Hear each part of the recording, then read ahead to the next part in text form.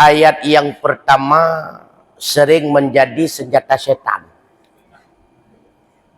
Ayat yang pertama baca menurut surah Ad-Dumar ya, yang sering menjadi senjata setan. Jadi ketika setan menggoda manusia, kapan lagi engkau melakukan maksiat? Sekarang masih muda, sekarang masih ada kesempatan. Besoknya taubat kepada Allah. Innallaha ghafurur rahim. Sesungguhnya Allah Maha Pengampun lagi Maha Penyayang. Nya sering ayatnya dipakai di setan, ibu juk rayu katanya. Lebih luas ampunan Allah daripada maksiat yang engkau lakukan. Yang jadi masalah, ketika selesai melakukan maksiat, adakah kesempatan kita taubat? Mungkinlah maksiatnya mati. Nyo yang jadi masalah. Allah memang Ghafurur Rahim, Maha Pengasih, Maha Penyayang. Tapi sempatkah kita bertaubat ketika kita melakukan maksiat? Ini yang belum ada jawaban. Nah, makanya sering terjebak dalam ayat tersebut. Dan perlu diperhatikan bahwa konsep ayat itu adalah konsep dosa secara umum. Tidak dijelaskan di dalam ayat tersebut apakah dosa besar ataupun dosa kecil. Nah, itu konsep secara umum.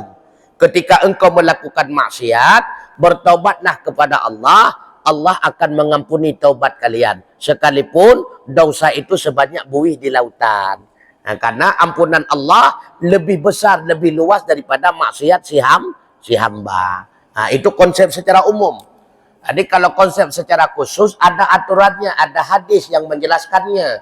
Kalau dosa besar, mesti harus dengan taubatan nasuha, kaitan dengan ayat yang lainnya. Tubu ilallahi taubatan nasuha. Bagaimana yang dimaksud dengan taubatan nasuha? Ada hadis yang menjelaskannya. Berarti harus melalui rukun-rukunnya. Yang pertama, tinggalkan maksiat. Yang kedua, menyesali. Yang ketiga, berjanji tidak mengulangi. Apabila itu kaitan dengan meninggalkan wajib, maka wajib itu perlu diqadha. Kaitan dengan manusia, apakah menzalimi ataupun hutang pada manusia, bayar. Apabila dengan fitnah dan sebagainya, maka diminta halal, artinya mohon maaf. Itu ada rukun-rukunnya. Jadi rukun tersebut penjelasan melalui hadis, penjelasan tentang ayat tubu ilallahi taubatan nasuha. Sedangkan dosa kecil itulah dosa yang dipadakan hilang dosa tersebut dengan wudu. Kata Rasulullah, sebagaimana tumpahnya air wudu melalui jemari-jemari umatku, melalui jemari-jemari orang-orang yang beriman, begitulah rontoknya dosa daripada tangan-tangannya, yang dosa kecil. Nah, begitu pula dengan istighfar, astagfirullahaladzim, itu dosa kecil. Kalau dosa besar, tetap harus ada rukun-rukun taubatnya. Nah, yang kedua, kaitan dengan hadis. Bahwa hadis tersebut kaitan dengan tiba masalah mana?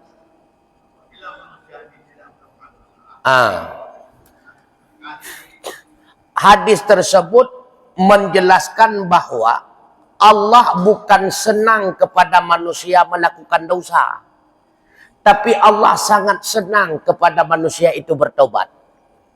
Karena ketika si manusia itu tobat, nampak rendah di hadapan Allah. Ketika manusia tidak dalam keadaan taubat, tidak nampak rendah di hadapan Allah. Allah sangat senang kepada hambanya yang menampakkan dirinya rendah di hadapan Allah. Makanya bunyi hadis, andai kata, ini maksudnya, andai kata tidak ada satupun manusia yang berbuat dosa, maka Allah akan menjadikan makhluk model lain yang mau melakukan dosa, kemudian mereka itu tahu. Jadi kaitannya taubatnya, bukan dosanya.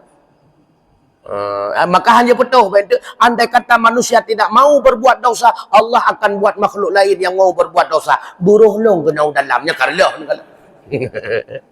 Jadi Allah senang kepada makhluk yang melakukan taubatnya. Makanya Rasulullah bertaubat sehari semalam lebih banyak daripada taubat manusia biasa. Apakah Rasulullah salah? Bukan. Makna taubat Rasulullah merendahkan diri di hadapan Allah. Bukan makna taubat Rasulullah adalah memohon ampun kepada Allah daripada kesalahan kan ke mana-mana. Karena Rasulullah itu maksum. Nya menang, nya tapi kon menang. Taubatnya, tapi model taubat Nabi ke lagi taubat kita yang. Kamu ho apa? Kamu ho. Wallahu a'lam bishawab kasih mata ya. Kabeh kabeh mata. Makanya menaukan na lomba bahasa tadi ngale kita nyo ketika nyo cara menjelaskan maksud hadis ataupun maksud asal kitab. Kesering ketiga dengan haram melakukan salat sunnah apabila belum qada salat wajib. Padahal kan haram melakukan salat sunnah. Kemenan maksudnya. Hana laju dalil yang menjelaskan haram melakukan salat sunnah. Salat pani hari memilih salat. Maksud dalam pengertiannya haram mempergunakan waktu. Haram mempergunakan waktu, baik melakukan salat sunat mutlak, duduk-duduk di kafe, nongkrong-nongkrong di kedai kopi, banyak tidurnya dan sebagainya, apabila salat wajib yang sengaja ditinggalkan belum habis diqadha. Haram mempergunakan waktu ketika dia lakukan salat sunnah, salat tetap sah, tapi mempergunakan waktu untuk melakukan salat itu haram. Jadi masalah pegah. Nyan haram drone pupuk sunat nyan. Gara-gara kalau habis kata, di mana pegah haram semayang? Bentuk semayang sunat haram. Duk bakal dia kopi 20 je kan haram pai.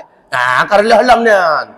Tadi kon semayangnya yang haram. Mempergunakan waktunya itu karena salat wajib belum dia habis qadha. Wallahu a'lam bishawab wa ilaihil marji wal ma'ab. Usikum wa nafsi bitaqwallah. Wassalamualaikum warahmatullahi wabarakatuh.